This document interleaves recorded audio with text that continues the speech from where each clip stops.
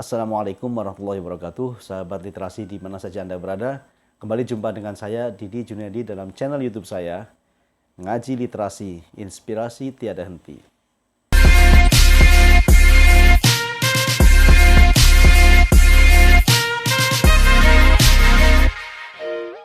Sahabat literasi, pada kesempatan video kali ini saya akan menyampaikan satu tema, 7 kiat membaca efektif. Namun sebelum kita lanjutkan tayangan video kali ini, seperti biasa saya ingatkan pada sahabat literasi yang baru bergabung dengan channel YouTube ini, silakan tekan tombol subscribe-nya, bunyikan loncengnya, like, comment, and share, agar channel YouTube ini semakin berkembang, semakin baik, dan bisa menghadirkan konten-konten terbaik seputar dunia literasi. Baik, sahabat literasi berbahagia, mari kita mulai. Apa saja sih 7 kiat membaca efektif itu? Nah, saya ingin menyampaikan hal ini, saya kutip dari buku Mengikat Makna, karya almarhum Hernowo ya, Hernowo Hasyim. Beliau adalah seorang, dulu itu general manager di penerbit Mizan. Ini tertulis demikian di bukunya. Ini saya beli pada tahun 2000 berapa ini? 2001 ya, 2001 ketika saya masih kuliah S1 di UIN Syarif Hidayatullah Jakarta. Nah, buku ini sangat fenomenal ya. Judulnya Mengikat Makna. Nah, saya ingin mengulas buku ini dan mengambil kiat atau 7 kiat membaca efektif itu dari buku ini.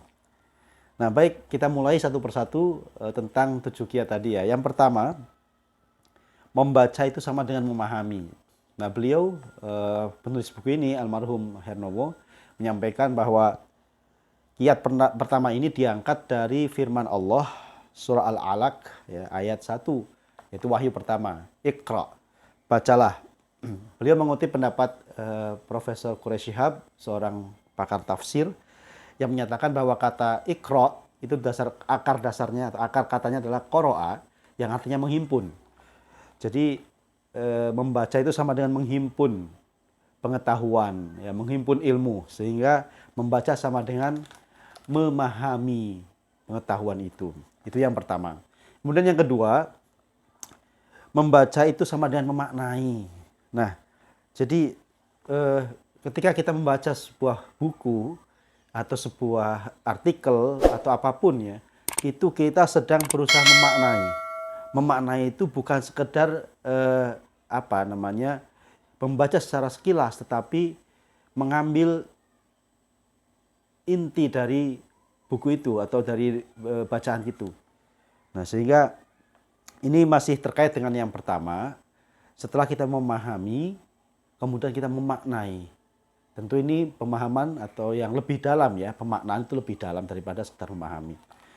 Kemudian yang ketiga, membaca itu memperluas wawasan dan memperkaya perspektif, ya itu jelas ya. Dalam video-video sebelumnya saya sampaikan satu tagline dari Gramedia ya, tokoh buku Gramedia itu mengatakan membaca itu enlightening mind, expanding horizons. Membaca itu adalah mencerahkan pikiran dan meluaskan cakrawala. Jadi ketika kita membaca itu kita sedang memperluas wawasan, memperluas cakrawala, dan memperkaya perspektif. Dan orang-orang yang gemar membaca itu pasti punya pandangan yang lebih luas. Tidak berpikir sempit, apalagi picik. Nah, ini pentingnya. Apalagi kalau terkait dengan tema-tema keagamaan. Ya, mungkin lebih spesifik tentang hukum-hukum fikih. Karena kita tahu ada 4 madhab fikih yang cukup populer ya, dari mulai Hanafi, Maliki, Syafi'i, dan Hambali. Nah, kalau kita hanya membaca satu madhab saja dan tidak membaca madhab yang lain, mungkin akan terjebak pada pemikiran yang sempit. Kita merasa paling benar, sementara yang lain dianggap salah. Padahal keempat imam madhab itu misalnya tidak pernah mengatakan pendapatku yang paling benar, pendapat yang lain salah.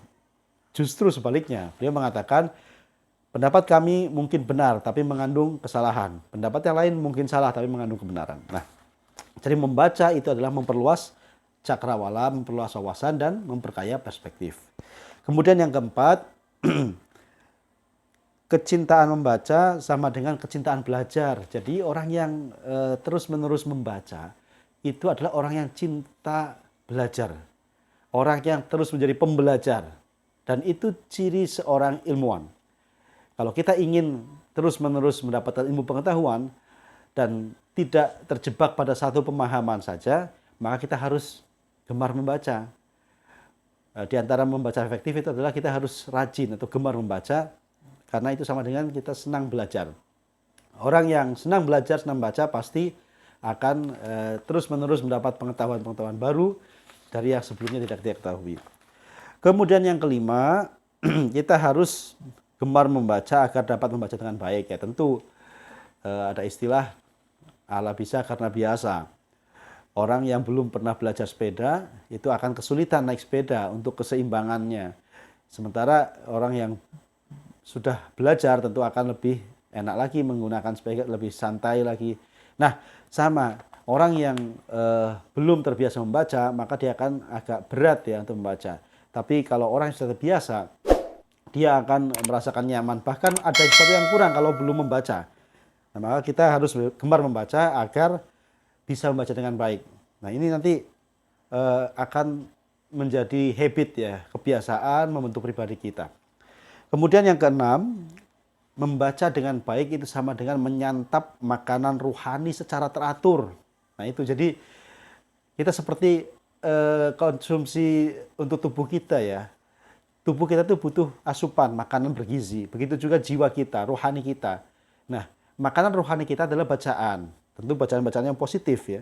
Sehingga ketika kita membaca buku-buku yang bermanfaat, mendapatkan ilmu-ilmu baru, itu sama saja kita sedang memberi asupan rohani kita dengan makanan-makanan yang bergizi. Nah, jadi yang keenam tadi, membaca dengan baik sama dengan menyantap makanan rohani secara teratur. Kemudian yang ketujuh, yang terakhir, membaca adalah aktivitas terpenting sepanjang hayat. Betul.